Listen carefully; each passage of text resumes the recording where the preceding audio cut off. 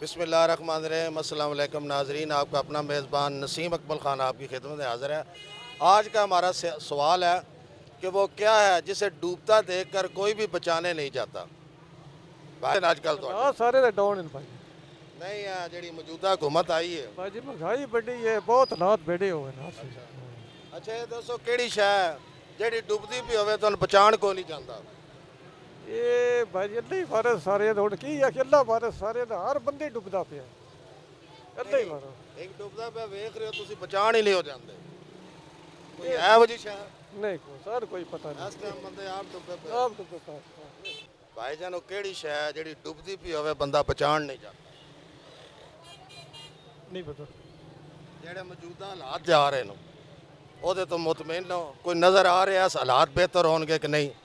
पाकिस्तान जिंदाबाद पाकिस्तान जिंदाबाद जिंदा भी है। हाँ पाकिस्तान सलामत रहना चाहिए।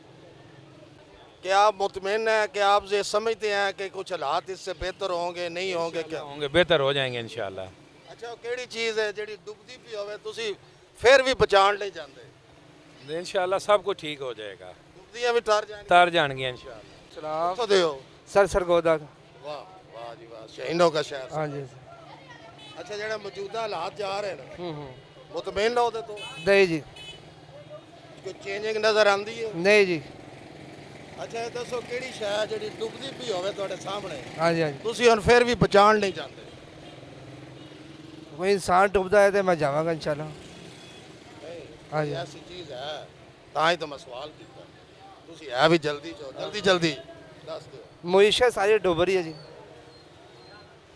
तुसी हुण नहीं बचा सकते। नहीं बचा सकता ਅਸੀਂ ਕੋਸ਼ਿਸ਼ ਕਰਦੇ ਹਾਂ। ਤੁਸੀਂ ਦੱਸੋ ਜੀ ਜਿਹੜੀ ਮੌਜੂਦਾ ਹਾਲਾਤ ਜਾ ਰਹੇ ਨੇ क्या ਤੁਸੀਂ ਸਮਝਦੇ ਹੋ ਕਿ ਹਾਲਾਤ ਬਿਹਤਰ ਹੋਣਗੇ।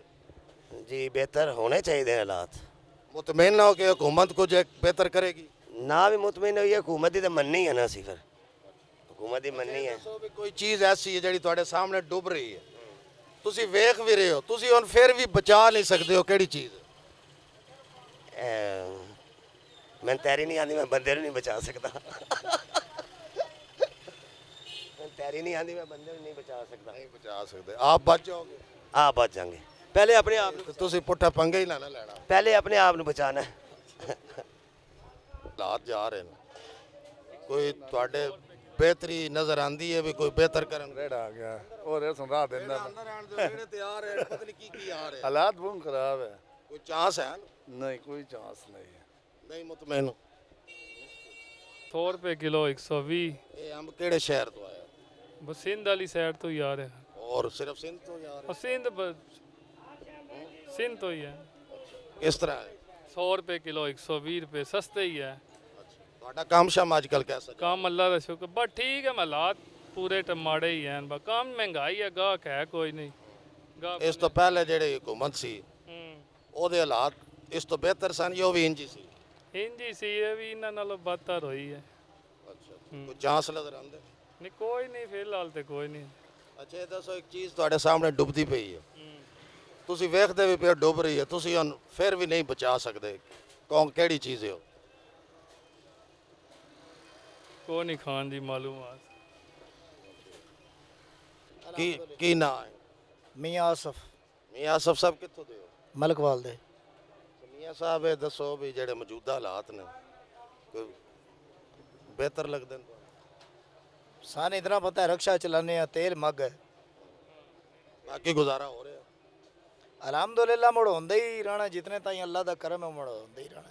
ਇੱਕ ਸ਼ਾਇਦ ਤੁਹਾਡੇ ਸਾਹਮਣੇ ਡੁੱਬਦੀ ਪਈ ਹੈ ਤੁਸੀਂ ਵੇਖਦੇ ਪਿਓ ਡੁੱਬ ਰਹੀ ਹੈ ਤੁਸੀਂ ਹੁਣ ਫਿਰ ਵੀ ਨਹੀਂ ਬਚਾਉਂਦੇ ਹੋ ਕਿਹੜੀ ਸ਼ਾਇਦ ਡੁੱਬਦੀ ਨੂੰ ਬਚਾਣੀ ਚਾਹੀਦਾ ਨਹੀਂ ਤੁਸੀਂ ਵੇਖਦੇ ਪਿਓ ਡੁੱਬ ਰਹੀ ਹੈ। ਮੁਸਲਮਾਨੀ ਵੀ ਫਰਜ਼ ਵੀ ਹੈ। ਮੈਂ ਮੇਰਾ ਸਵਾਲ ਨਹੀਂ ਸਮਝੇ ਤੁਸੀਂ ਵੇਖ ਰਹੇ ਹੋ ਡੁੱਬ ਰਹੀ ਹੈ ਲੇਕਿਨ ਉਹਦੇ ਬਾਵਜੂਦ ਤੁਸੀਂ ਹੁਣ ਬਚਾਉਂਦੇ ਨਹੀਂ ਉਹ ਚੀਜ਼ ਕਿਹੜੀ ਹੈ।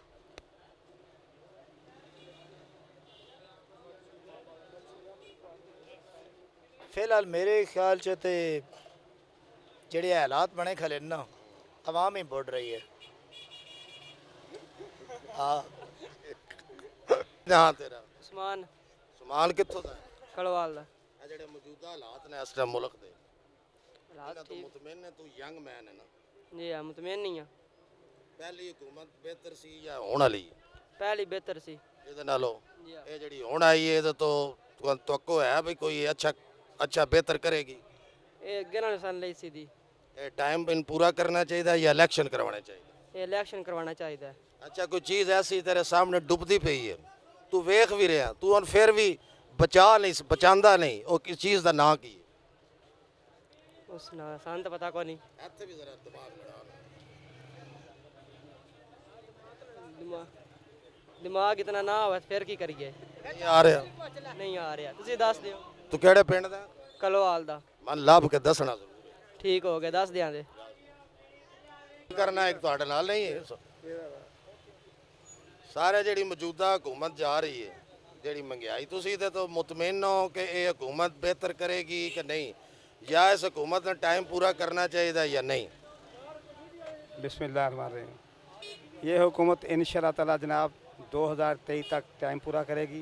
रहा महंगाई का मामला, महंगाई इंशाअल्लाह ताला 2 महीने बाद महंगाई भी ये कम करेंगे अल्लाह की मेहरबानी से कम करेंगे। अच्छा एक राव साहब छोटा जिहा सवाल चलो ਤੁਹਾਡਾ ਜਵਾਬ ਆ ਗਿਆ।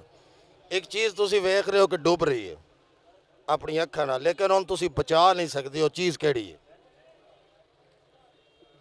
डूब रही है हुण पता नहीं केड़ी चीज़ कोई जानदार है या कोई बेजान है, कोई शकील है अकील है कोई ਬੇਜਾਨ ਹੈ बेजान तो फिर यही कहना नहीं कोई मरी हुई लाश भी हो सकती है जी। ਹੁਣ ਵੀ ਬੰਦੇ ਬਚਾਣੇ ਦੀ ਕੋਸ਼ਿਸ਼ ਤੇ ਕਰਦੇ ਨੇ ਕੱਢਣੇ ਦੀ है जी मरी हुई क्या होर तुसी दस नहीं ਉਹ ਚੀਜ਼ ਸਫਰ ਵੀ ਕਰਦੀ ਹੈ इतना रहनुमाई कर देना ज़हन च नहीं सुबह तो शाम तक टुरदी रहती है राती भी टुरदी रहती है बचा नहीं सकते नहीं असी पकड़ नहीं सकते नहीं बचा सकते फिर नहीं जहन जा रहा ਤੁਹਾਡਾ ਟਾਈਮ ਹੀ ਕੀਮਤੀ ਹੈ ਨਾ ਮੈਂ ਕਿ ਨਹੀਂ ਆ ਰਿਹਾ ज़हन च नहीं आ ਚਲੋ ਠੀਕ ज़हन च नहीं आ रहा। ਜਿਹੜੀ ਚੀਜ਼ ਨੇ ਤੁਸੀਂ ਡੁੱਬਦਿਆਂ ਵੇਖ ਰਹੇ ਹੋ ਫਿਰ ਵੀ ਨਹੀਂ ਬਚਾ ਸਕਦੇ डुबदियाँ मेरे हिसाब भी तो सूरज ही है। क्या चीज़ है जिसे आप डूबता देखकर भी नहीं बचा सकते? इनका जवाब दुरुस्त है, वो सूरज है जिसको आप डूबते देखकर भी नहीं बचा सकते। इसके साथ ही कैमरामैन बाबर शहजाद के साथ नसीम अकबल ख़ान आपसे इजाज़त चाहता है। हमेशा खुश रहें, दूसरों को भी खुश रखें और हमें भी दुआओं में याद रखें। अल्लाह हाफिज़।